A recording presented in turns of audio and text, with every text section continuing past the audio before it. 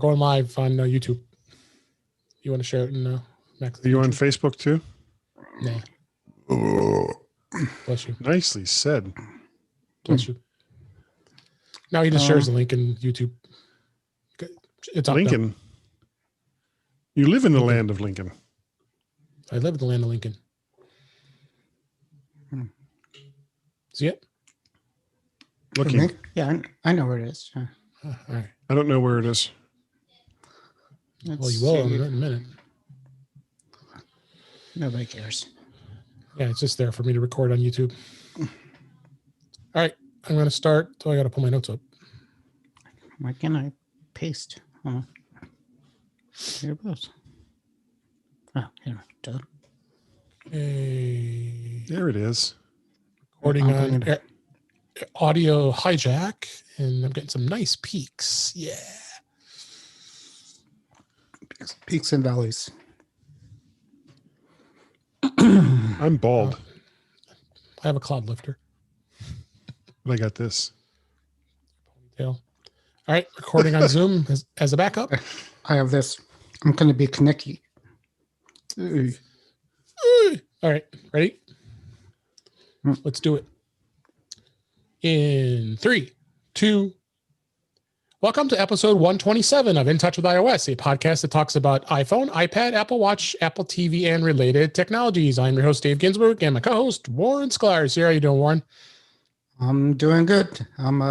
Yeah, it's all good.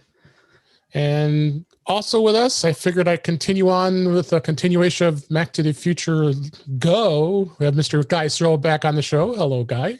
Welcome. Hello, David and Warren. How are you? It seems like it wasn't even 24 hours ago that we were all together talking. Yes, it was. Yeah. We might as well just like not even stop the broadcast and just we all just go to bed, eat some breakfast, look in every once in a while, see if the other people are here. And yeah, I get it. Just fix it in post, fix it in editing, I'll put a pretty big recording. We are here because we want to talk a little bit about iOS, of course, but one of the big topics going to be today is installing iOS apps on an M1 Mac, and you two both have them, and we want to talk a little bit about it and how it would be something that you might want to do or may not want to do. We've got a lot of news. Beta, of course, is out, another new version, and some tips and all kinds of fun stuff like we always do. So let's just go ahead and jump into everything here. And first story that caught my eye was a lot of these stories are on Mac Rumors this week. Apple could be forced to include a charger with every iPhone sold in Brazil. Apple will be required to include a power adapter with every iPhone sold in São Paulo, Brazil, the state's Consumer Privacy Protection Agency has declared. And the public agency Procon SP contacted Apple in October asking the company to explain why are you no longer including charging accessories with your new iPhones? And of course, the whole environment thing they said, but then I guess Apple had to give in because the government said no. And what did you guys think? Guy, what do you think? That's pretty standard across the board. Everybody that was getting all upset because Apple was doing something that other people were unhappy about because China said you have to do that in our country. Right. Whatever country it is you're doing business in, I know you have to obey the rules of that country. It's a shock, but that's kind of how it works. You either do that or you don't do business in that country. Right. So, I think France did the same thing. If I remember correctly, we talked about that. The headphones. They did it with the headphones. Oh, they did it with the headphones, right? Not a plug. So you have to have earphones with that. And the story with Brazil is the law states that you can't sell a product where you can't where it doesn't function fully, and that's how the law was written. So basically, they're saying since you're not including a charger, you're selling something that's not that's fundamentally not functional. So that's the law. And then they also called Apple out saying that the environmental impact of including the charger would have been very minimal. So, and absolutely. I don't not agree with them. It's not a bad law. It's actually a good law. Yeah. And I think, I think Apple's not completely in the right by not including it. So. Absolutely. So, yep. I would not be surprised if other countries start following suit if they so feel it's important to be there. But I was fine with it.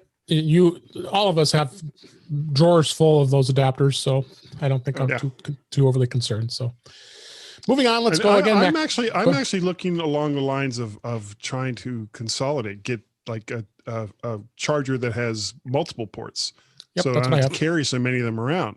Yeah, I have a bunch of them. I've got a standard USB charger that has 4 USB ports on it, regular, USB 2 ports. And I just get USB to USB-C or USB to Lightning, whatever kind of cables and connectors that I need in order to charge whatever devices I have on the road. Yep. And I don't worry about Apple's chargers. I don't think you've been on the road for quite a while, so. No, I have not, and believe me, it is a bit of a destination at the moment. I see videos of him on the road way too often. Yeah, too often. Well, but, I don't think Guy's daily drive quite counts because driving is job one. It is. All right, moving on. Mac rumors again. This is Google Authenticator iOS app has gained new export accounts option. Google has updated its two-factor authentication app for iOS with a new account transfer feature that makes it much easier to transfer two-factor authentication codes to a new iPhone.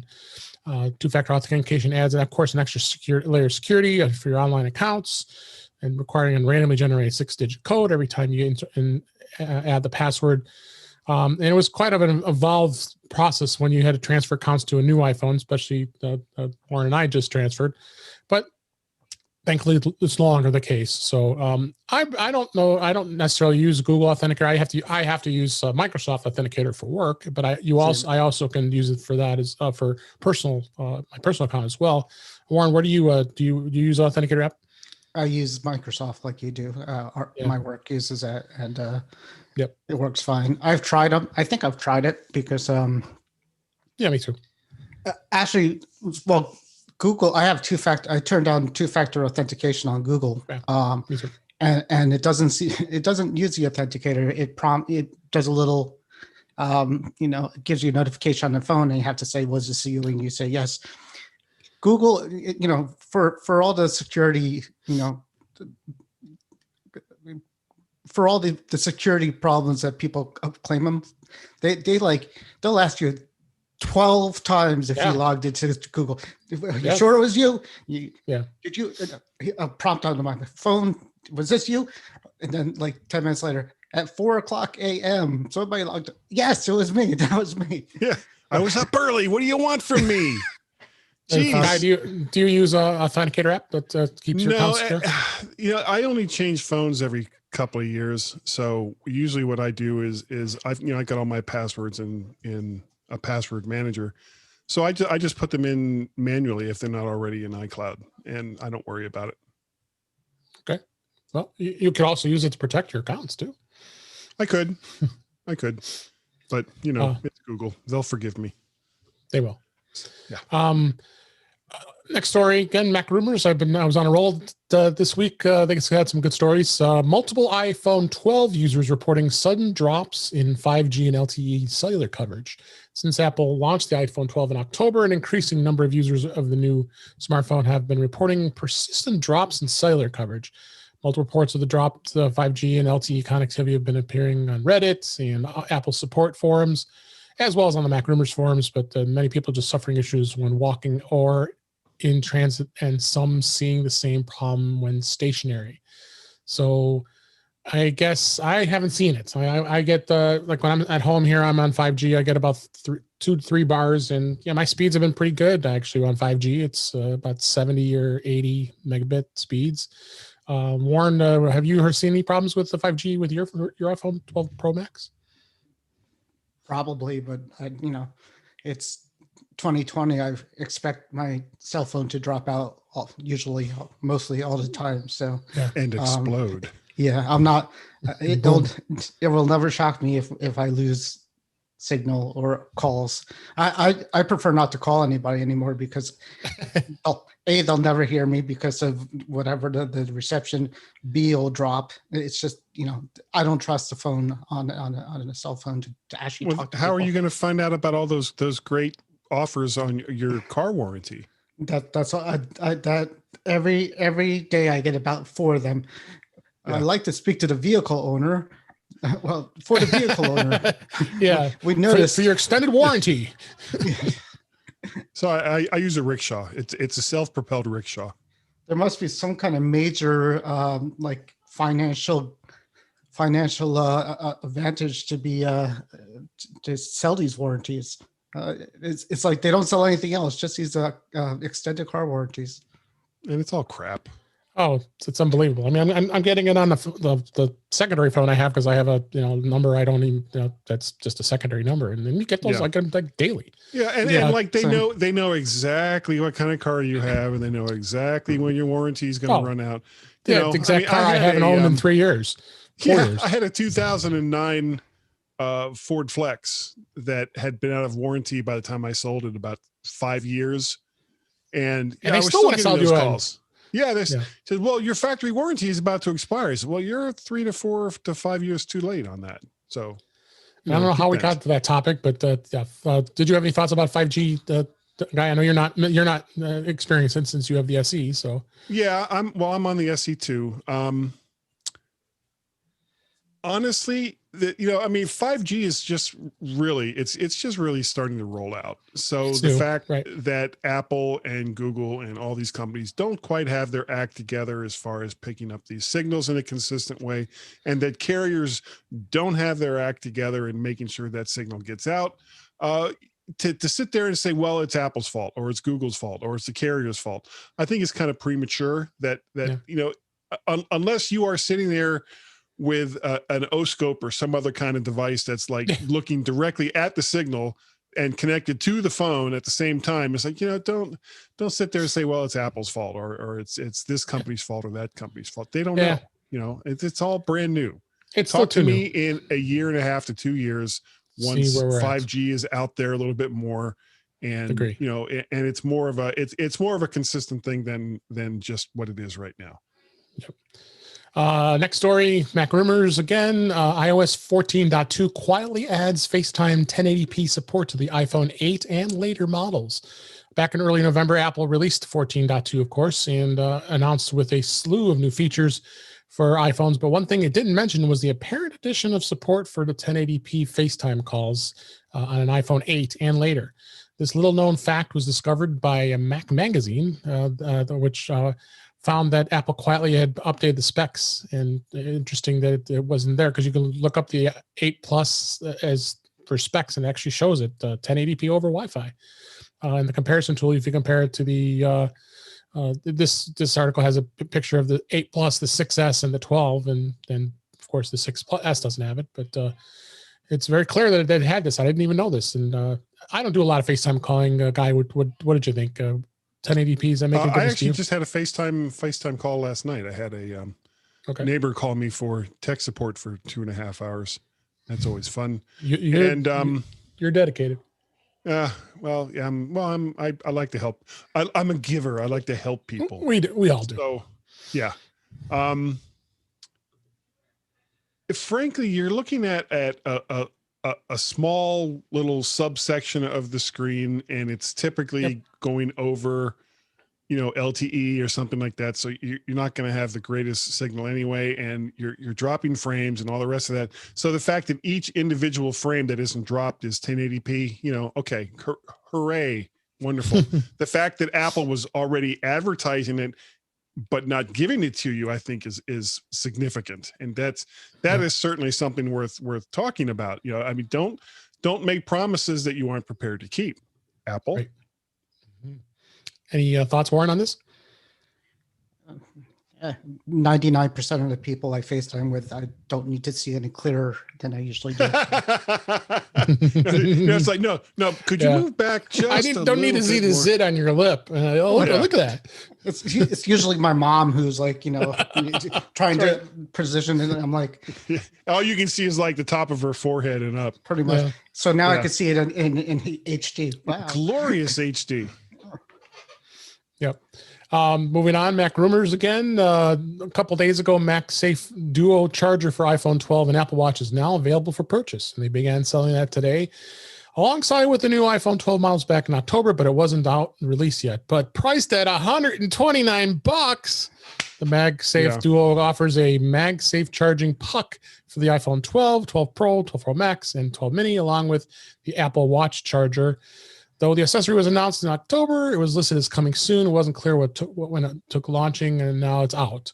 The unique thing about it is it has a foldable design, easy for portability, easy to carry around, but I don't see it needing it to be spending that kind of money for a charger when you can get so much less charger. It does come with the USB-C to Lightning cable, but it does not come with a charging puck, so then you have to buy that too. So it is not able to charge a iPhone 12 model at a full 15 watts support by the standalone MagSafe charger. Instead, it's able to charge at the maximum 14 watts when paired with the appropriate charger. So this thing is way overpriced. I never would thought, but then again, there was another article that Mac Rumors, I was just watching their video a little while ago, that I also bought that $79 round disc Apple Watch charger that flips up, and I thought to myself, yeah, I was crazy too, spending $80 for that thing, but I actually like that the disc charger with the flip up that charges my watch. It's on my bed, on my nightstand, and works really well. But this, I think this is way overpriced. What do you think, Guy? I've got this. It's like these two pieces of metal that kind of come together and has a little cutout for the watch charger. And I don't have a phone, of course, or I don't know. Does the SE have Qi charging? Okay. So, and then I have a Lightning cable, and it's got a little tiny shelf that you can put your phone onto. So I just connect the Lightning cable. And when I'm done at the end of the day, I take the two pieces of metal apart, it folds flat, and I'm on my way. There you go. And I think it was like $12. And I have an iHome clock with the speaker built in and the charger, the stand that I just put my iPhone on, and that's Qi charging, and it works. Although I had to get the case I originally bought, it was one of the cases was too thick, so I had to change it out cases just so it would charge, because that's more important than the case. Yeah. Warren, what do you think?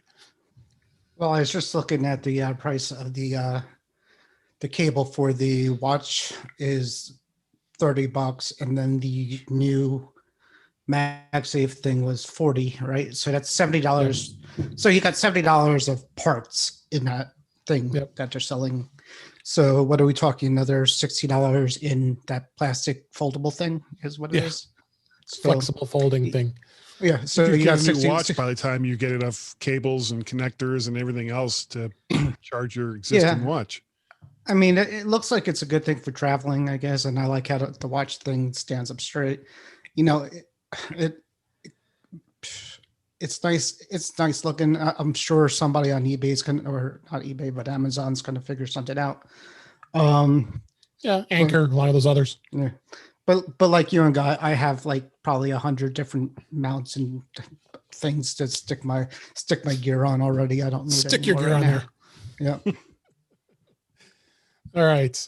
Next story in the rumors department here. This Mac Rumors, of course. Apple Care memo hints at potential hardware announcement next Tuesday. I know, Guy, you've been trying to talk about this the last 2 weeks while we were on the Mac to the Future. Following a busy fall season in which Apple hosted 3 events this year. That's right, 3.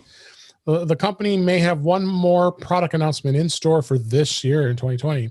It was an internal memo that came out this week, obtained by Mac Rumors from a reliable source, informing that the Apple service providers that Apple Care related changes were planned for next Tuesday and the December 8th, as we were recording this.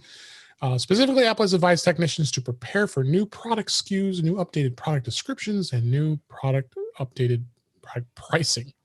So really what it's saying here is it was very cryptic. Of course, the old reliable Twitter user Love to Dream tweeted that there might be a Christmas surprise. There could be an AirTags and AirPods branded over-the-ear headphones, or maybe even a new Apple TV with a gaming controller that could release. So that could be one of those number of things. They've been talking about AirTags for the last 4 months, and it still hasn't come out yet. So maybe this will be the shebang for next week, but before Christmas. So, Guy, what do you think? I think none of these products that they've mentioned are going to come out in December. And the basic reason is most of these products are things that you would have wanted to buy as Christmas presents or something along those lines. And if they're not even going to come out this year, then what's the point in releasing them this year? You know, if you've missed the big holiday extravaganza that is Christmas, Hanukkah, so on and so forth, then you just wait. You wait until things die down a little bit, because right now this kind of stuff gets like lost. You know, well, not so much for Apple, but for a lot of other companies, when, you know, it's, well, we've got these great over-the-ear headphones, or we've got this small little device that can play games that like every other streaming device can play. And it's like, and people are just kind of going,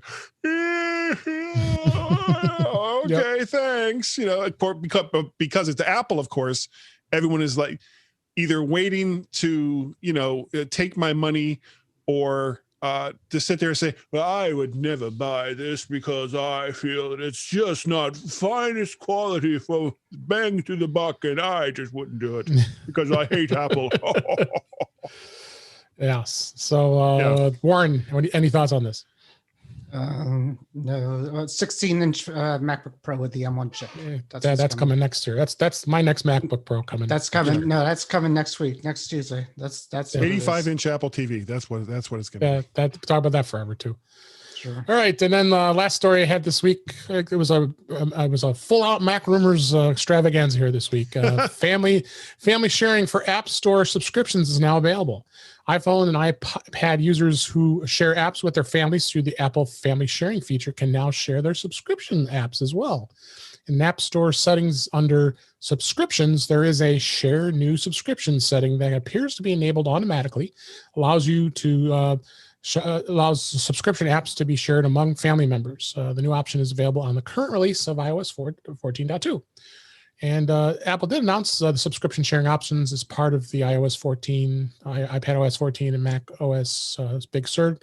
Developers had to decide whether or not they would be implementing the feature. So now if anybody has an app, this will be a good example. On my Pocket, I use the app Pocket Casts for my podcast listening pleasure, and I really like that app. And they have a $10 a year subscription. So now I could share that with my entire family, and they can use it as well. So, Guy, what do you think? Well, even more so, and this will lead into probably your next topic. It also means you can share them with your family on your Mac as well. Right. Mm-hmm. Those same mobile apps. So, hooray! Right. You know, hooray! Yeah. Any thoughts, Ron? No, I was confused because I'm like, they already do this, right? But they do it with the Apple subscriptions. So right, not third party.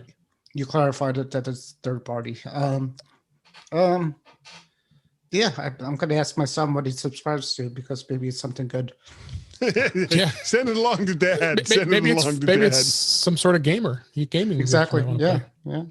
So, all right, let's move on to our topics. As always, every week we talk about beta. Beta this week: iOS, iPadOS, tvOS. 14.3 beta 3 was released about a day or two ago, as we record this, as well as watchOS 7.2. The beta still included a lot of minor updates, and still all it's really showing is that the ProWAV support, which was out in beta 2, is of course included for the iPhone 12 Pro and the 12 Pro Max cameras. So I didn't see much else, at least what I saw. What did you see, Warren, as far as any beta? It's all the same pretty much, isn't it? Yeah, exactly. Yeah, same with the watch. Bug fixes. Yeah, they I got it for the iPad. I don't put the iOS beta on my phone. Right. But I got up this morning and it was like, oh, you have to sign in because we installed this developer update. It was like, oh, okay, cool. Haven't really seen any big difference. So I guess it's mostly just bug fixes. Yeah, and then they also go through and talked about. We have some links to some articles on it, of course. and opening a custom app icon that's created in Shortcuts is no longer routed through Shortcuts app, but instead the app opens much quicker. We talked about that before as well. So a lot of the stuff that we talked about before is there. Like I said, nothing too exciting with beta. I would venture to say 14.3 is going to be out soon, within the next week or two, I would think. On Tuesday when they announce all those new great products. That could be it. That could be maybe it, so. Maybe that is the product. It'd be like iOS 14.3. Merry Christmas. Merry Christmas. Merry Christmas to you. So another topic, which I just added here, so guys, is a little new here. I was talking. I've been talking to couple folks that I do support for. They've been asking me, and I've noticed this too. Anybody who has a Microsoft account or Outlook.com account that they have set up their Outlook.com email, after iOS 14 was updated early last month in November, everybody was getting pop-ups saying that their password needs to be reset. It needs to be reset. It needs to be reset. Was it reset, or you had to enter? Or you had to enter back. You had to enter it again. Yeah, and yeah, it wasn't being reset. Yeah. And I must have did it numerous times. A person that I talked to today, a coworker, said, "Yeah, I've had to do this like 5-6 times a day, every day for the last week." So he actually contacted Apple support, and they acknowledged that it is a bug, and they're working on it.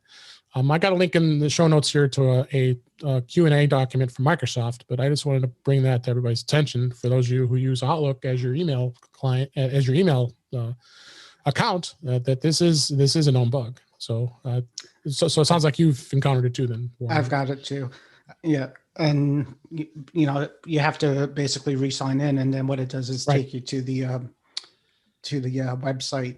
That's how they do it now. So it's right. It opens the the actual Microsoft website. That's the Office. That's the Microsoft 365 authentication page. And exactly. Yeah. Put your password in again, and away you go. But then it comes back again. So it's not the first time something like that's happened. It's happened before this release too. It also happens in Google because they all do it the same. Google and Microsoft do the same thing with the authentication page. Yeah. All right.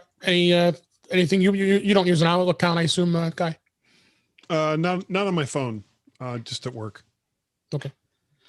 So let's go ahead and move on to the topic of this week. The fact that you can run iOS apps on an M1 Silicon Mac. I wanted to discuss the whole process installing iOS apps on your Silicon Mac, as well as ways of offloading them, and when the developer says it doesn't allow it, and all that stuff. And Warren, of course, you've had the MacBook Air M1 for a bit of time, and you've been trying this.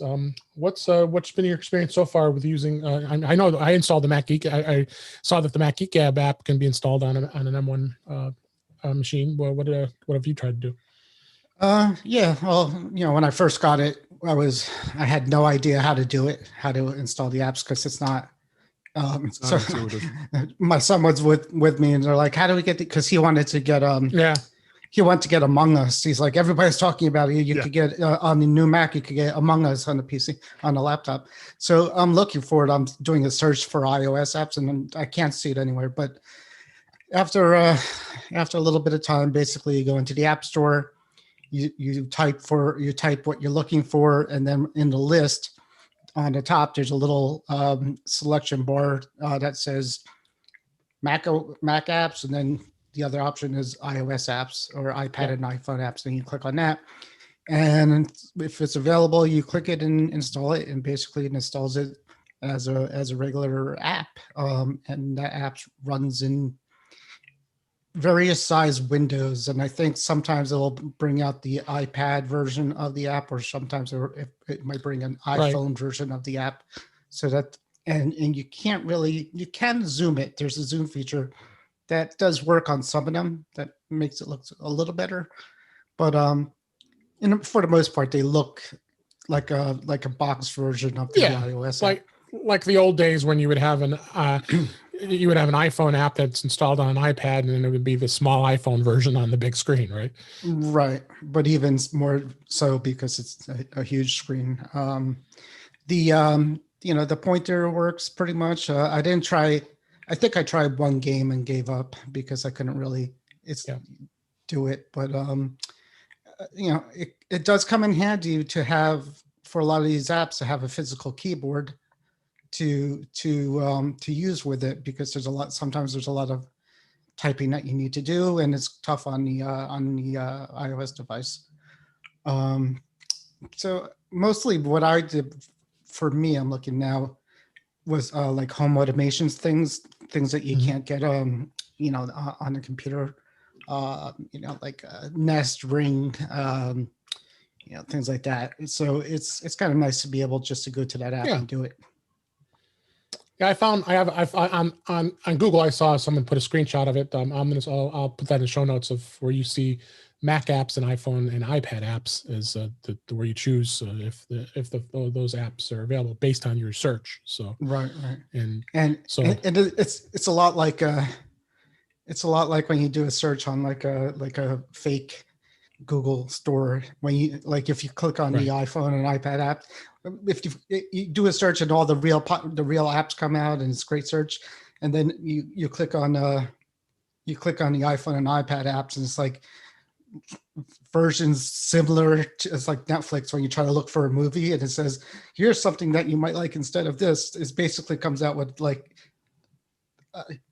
instead of like Twitter, it'll be like Twitter bot or Twitterish from, or Twitter dude or something like that, because it doesn't have a phone. It doesn't actually have the developer decided not to put it in the store is what happens. And that's I was going to say that too, is the developer has to allow it if it's going to be available in the store. If you go to the Mac App Store, right? Then he has to pull it. It's automatically there. He has to disallow it is what he has to do. Yes, that developer has to put it in as disallowed and you can't search for it. So have you tried, now there's another method of doing it, right? There's a way to offload from downloading the app from your iPhone directly. Why'd you explain that? Yeah, so the way they're doing it now, and I'm sure somebody else will come out with more ways to do it, but the version of the iMazing program is basically it's part of, it used to be part of Setup, but I think they got rid of it. No, they pulled out of it. It's on its own now. But I've been amazing. I have a lifetime license. I've had it forever. I do too, actually. I bought it in one of the Mac bundles, so I still have it. So me too. Yep.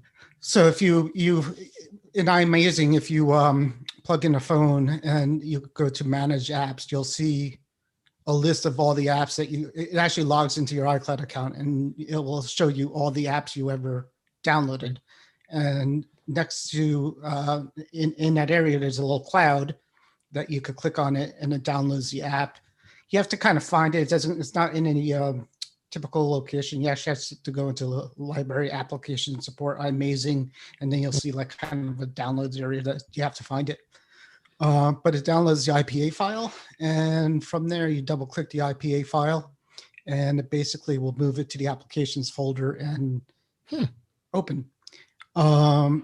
Mostly, I found some that won't open, but most of them will open. So I played around with that. I put the Tesla app on the phone. Of course. You did. Which is neat. So, and what you could actually do is set your Mac up as a phone key to get into the car. So you can install the app and sitting at your desk, you open the car and then that's all ready to go. Yeah. Well, you have to be close to it. So if you see me holding my MacBook Air with the lid up, walking towards my car, you're going to be in real trouble when those 32-inch iMacs come out. Yeah. Why are you carrying that? I'm trying to lock my door. So there's some fun things. Extension cord. There's some fun things you could add to it, I guess, is basically what it is. But it may or may not work well. It's a hack. So, and Apple probably will kill it at one point, is what I heard.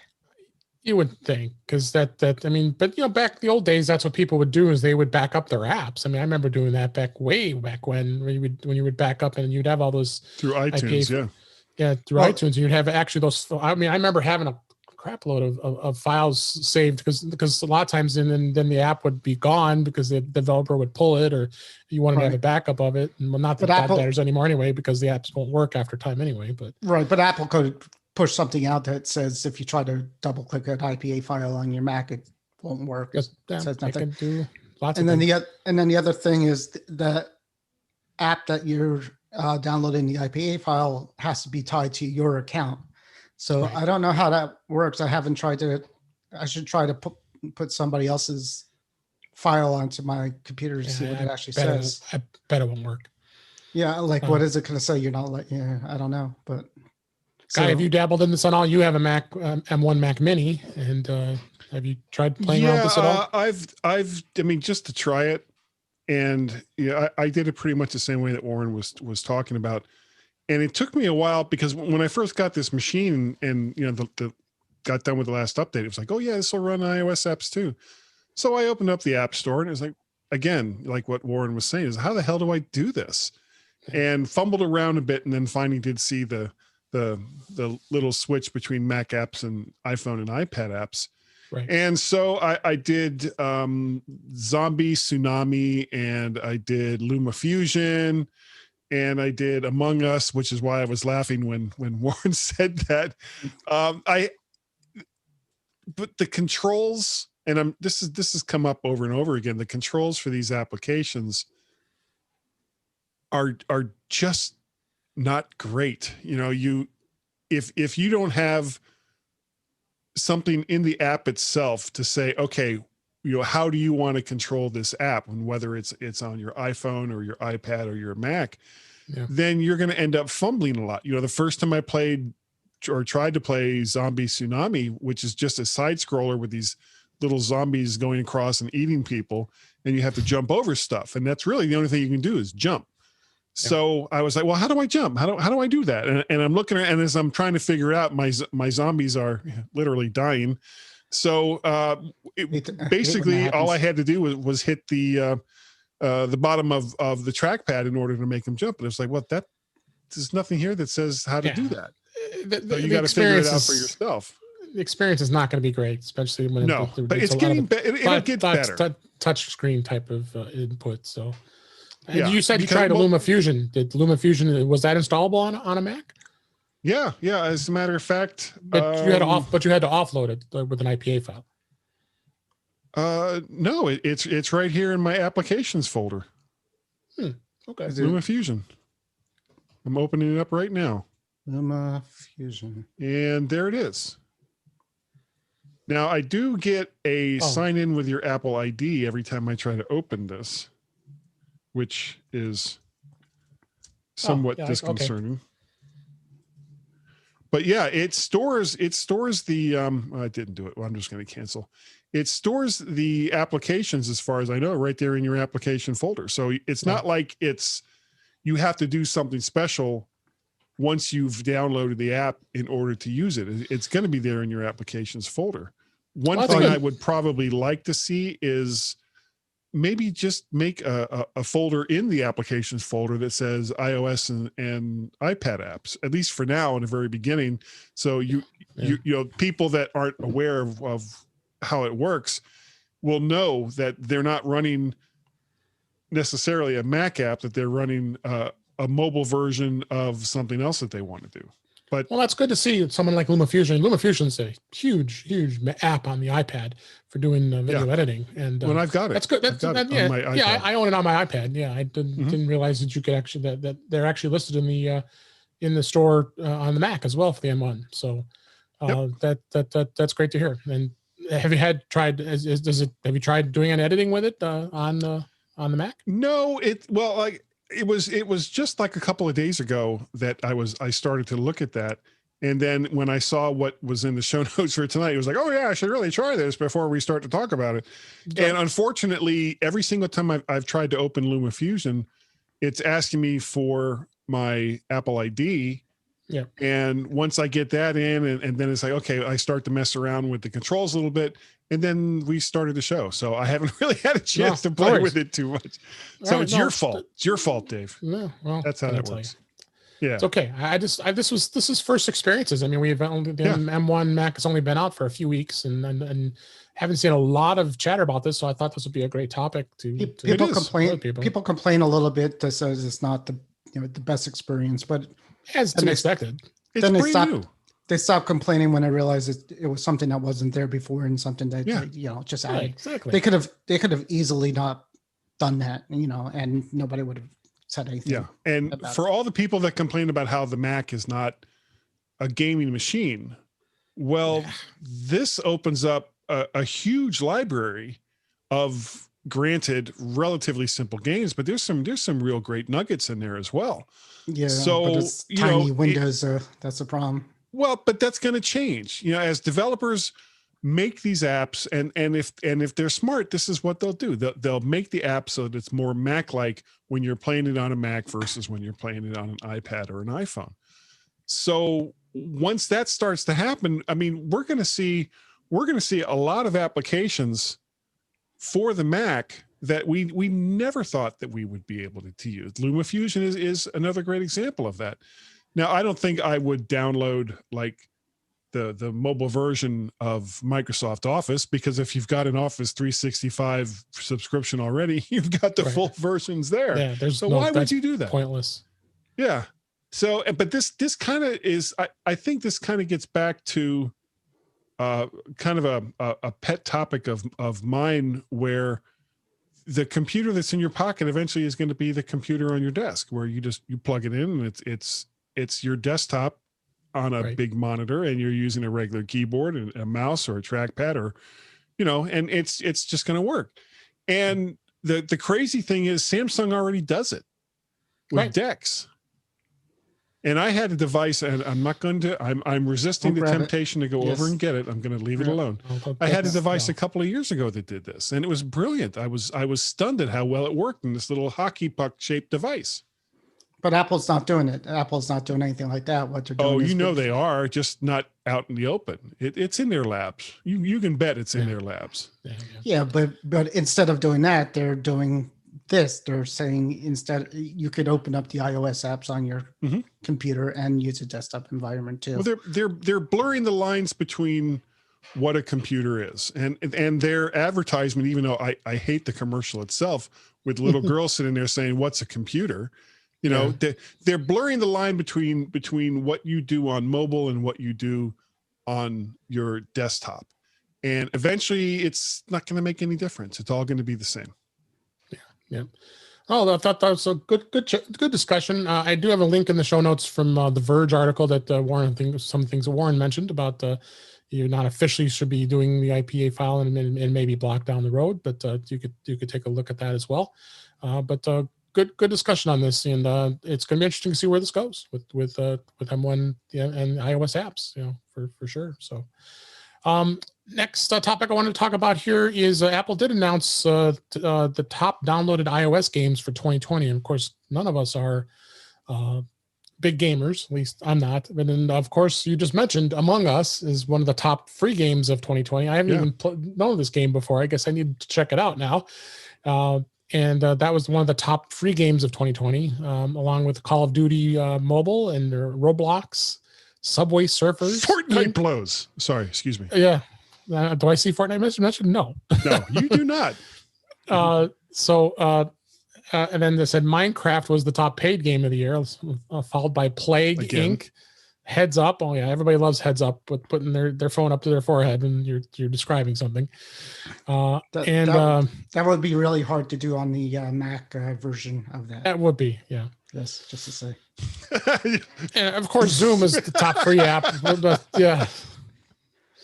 Of course, Zoom is one of the top apps. What a surprise! We're using Zoom right now. I mean, everybody's using it. And of course, TikTok, Disney Plus, YouTube, Instagram. Oh, those are always going to be that. I link a show notes here to a Mac Rumors article, and there is a link actually into the App Store link, and shows the total free charts and shows all these apps that are used, and many of them I've been using as well. And what do you think, guys, as far as any of these apps you utilize? I assume you use a lot of these.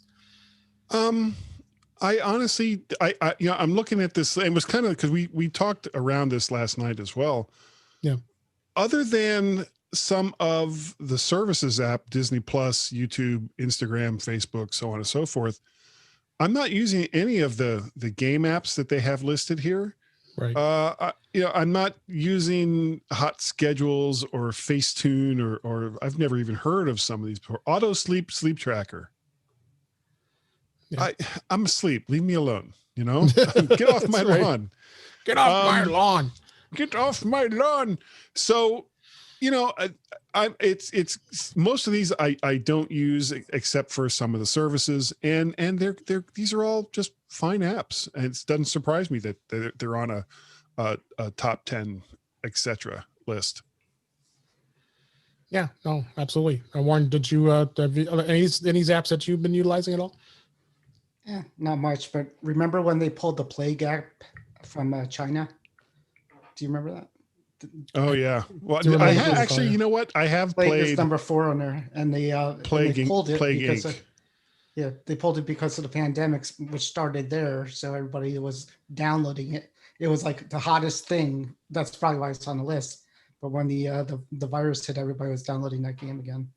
And I've played that game. It's actually pretty fun. You try to infect Kill everybody. Yeah. Yeah, absolutely. Everyone must die. Then next topic I want to talk about is actually I discovered this. The Apple has really done a great job revamping their accessibility site, the website. That's apple.com/accessibility. Kind of touting all the built-in features that work the way you do. Make them yours, make them something wonderful.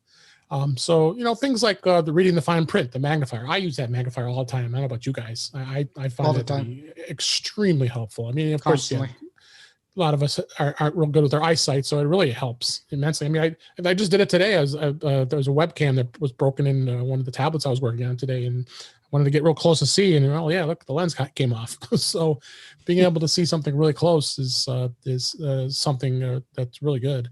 And then large text zoom. I'm sure you've used that. The guy, you think you've used a lot of these so far that I've mentioned. As far as that, and it's not a big surprise. I think Apple has kind of really have led the way when it comes to accessibility and trying to make their products to be used not just by the I'm not even sure what the term is these days, the ably sighted or whatever the terminology is.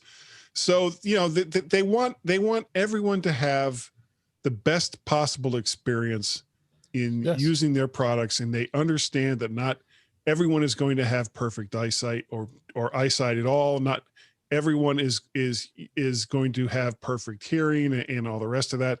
So they do what they can to make it as easy as possible for everyone to use their products. And absolutely, the fact that they've kind of led the way in that doesn't surprise me. That goes all the way back to the very early days of the company.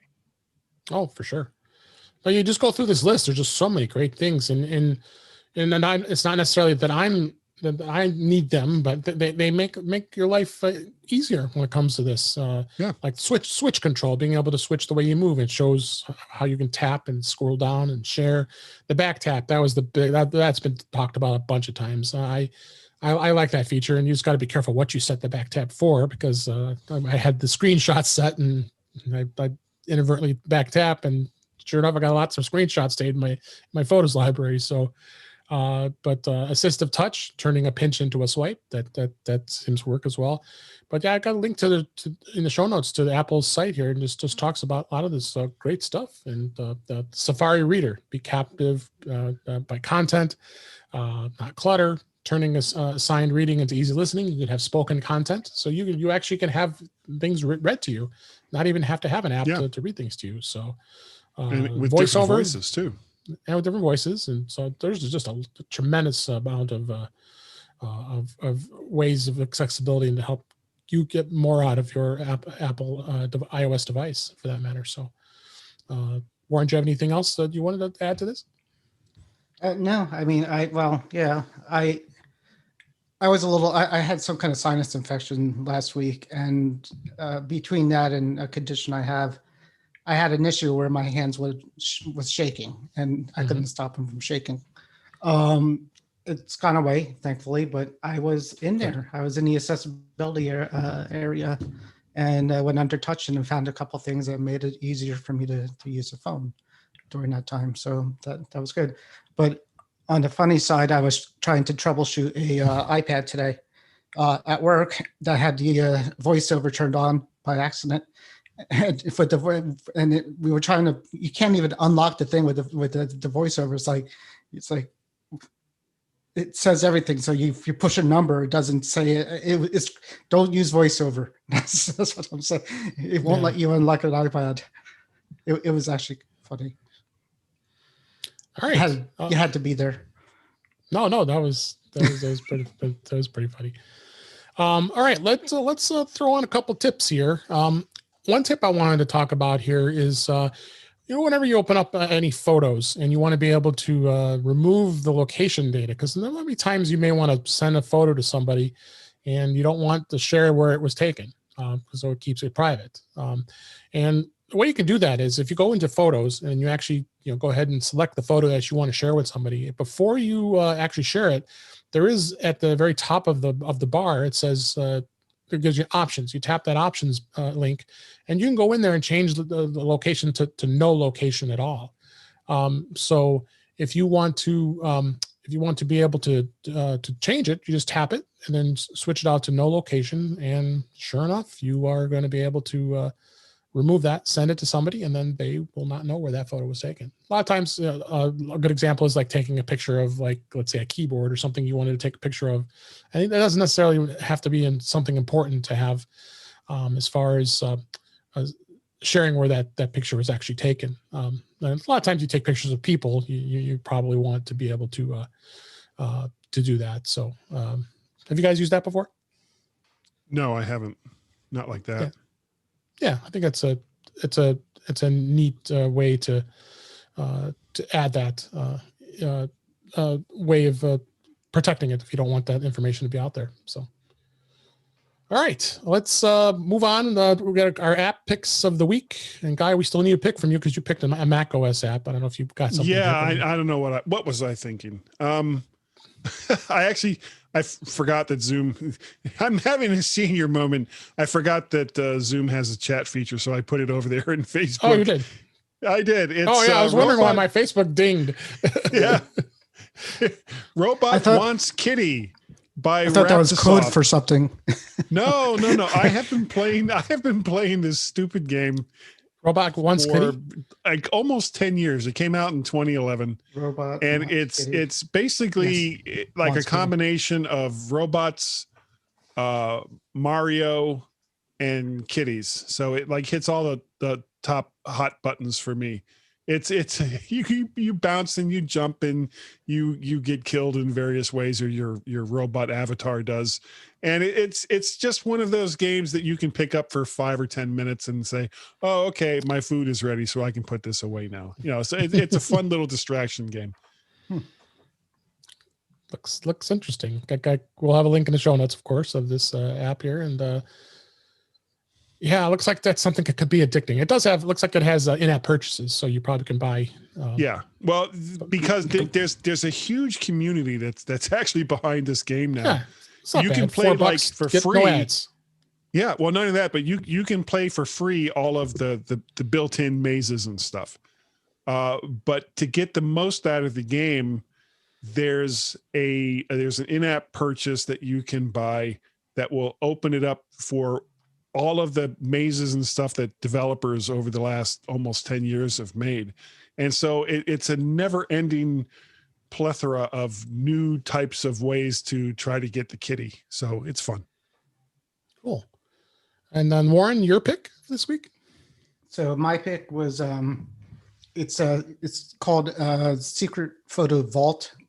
Keepsake is what it is. And basically it is a application where you could store photos in that you need to either unlock with a pin or your face to get into.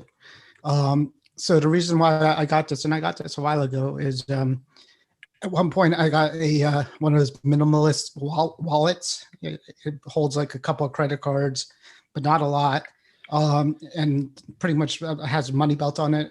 I got rid of it. I hated it, but at the time I had it. And I realized, half the things in my wallet wouldn't fit in there. So I'm like, what am I going to do? Oh, so I decided for the things I could, like, cards and things like that, I was going to take pictures of them and put them on my phone. So I had them, but I didn't really want to put that on my photo album. I didn't want to put it in my photo library. So I looked around, and basically what this does is you can take pictures. It doesn't end up anywhere else, and it's password protected, and it's backed up too securely, and it lets you go in and you know, I have like my social security numbers and my son's and my driver's license, things that you don't want to share out. And it's free, unless you want to get it with a couple more features. It's actually expensive. Is like a monthly fee if you want to do that. $24 a year yearly premium. But you don't need it. I'm telling you, you don't need to for just a free version. If you just want to store securely, things in there, it does a good job. And would this be something you couldn't use this a lot of the stuff that this does in 1Password? Does 1Password store like actual photos? I don't think it stores photos. It's what they have. Their 1Password has notes. No, so yes. No, these are photos. It's specifically. So it's just photos. Okay.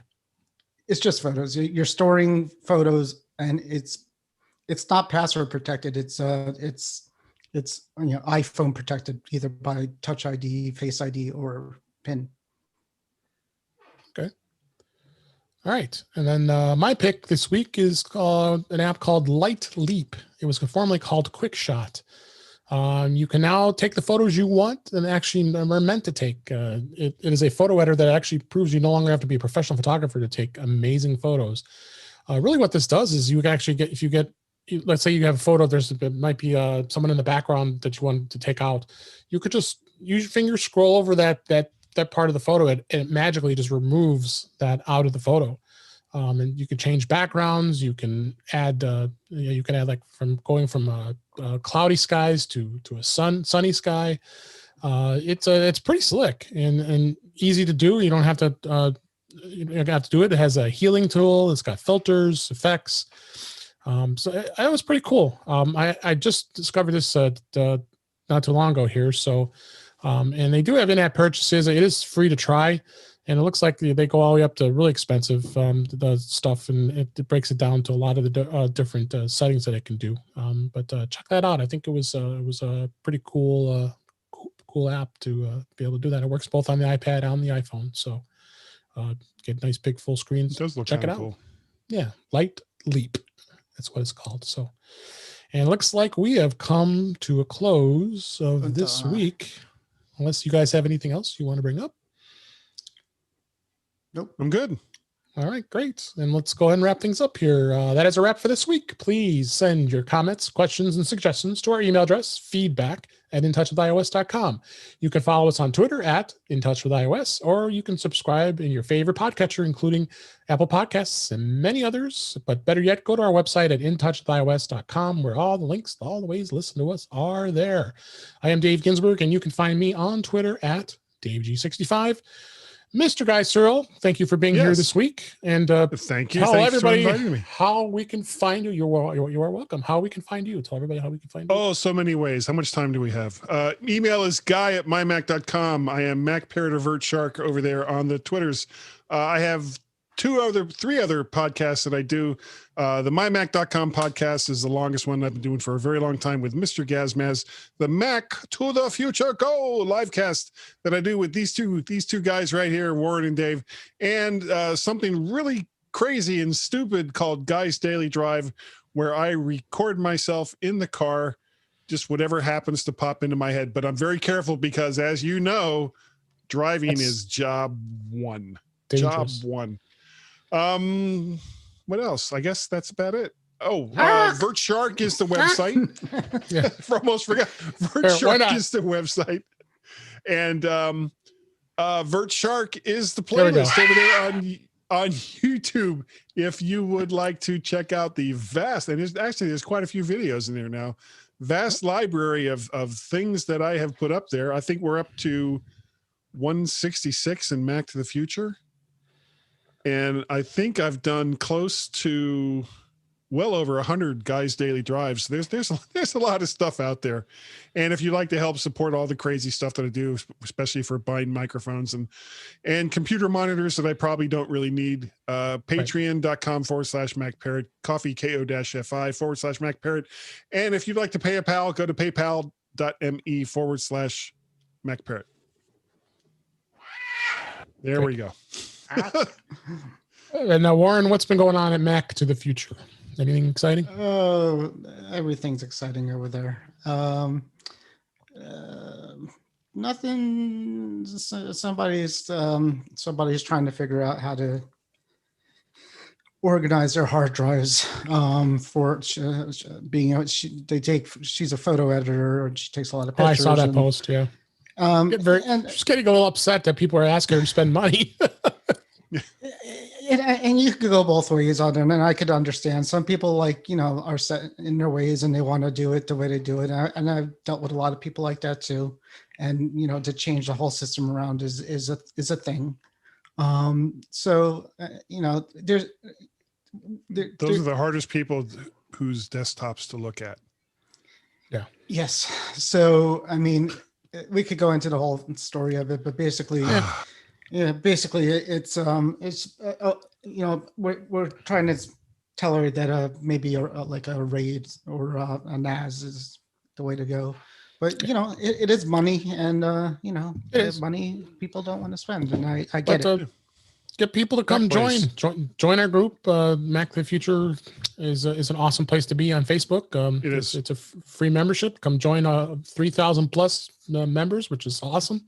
That's what attracted me to be part of it, and met you, Maureen, of course, in that group. And now it's not completely filled with snark, but it's close. There's a little snark from you, but once in a while, a little bit. It's 20% snark free. Is what it is. We keep the snark out. Anyway, thank you guys for being here for giving us your insights this week, everybody. We appreciate you listening. Thanks for listening, and we will talk again soon.